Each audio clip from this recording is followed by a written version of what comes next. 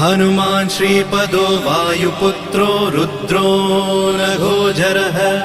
अमृत्यवीरवीरश्च ग्रामवासो जनाश्रयः धनदो निर्गुणः शूरो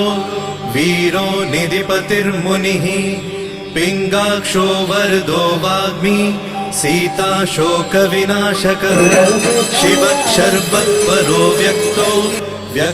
व्यक्तो धराधरः पिङ्गकेशः पिङ्गरोमा श्रुतिगम्यः सनातनः अनादिर्भगवान् देवो विश्वहेतुर्जनाश्रयः आरोग्यकर्ता विश्वेशो विश्वनाथो हरीश्वरः भर्गो रामो रामभक्तः कल्याणप्रकृतिस्थिरः विश्वम्भरो विश्वमूर्तिर्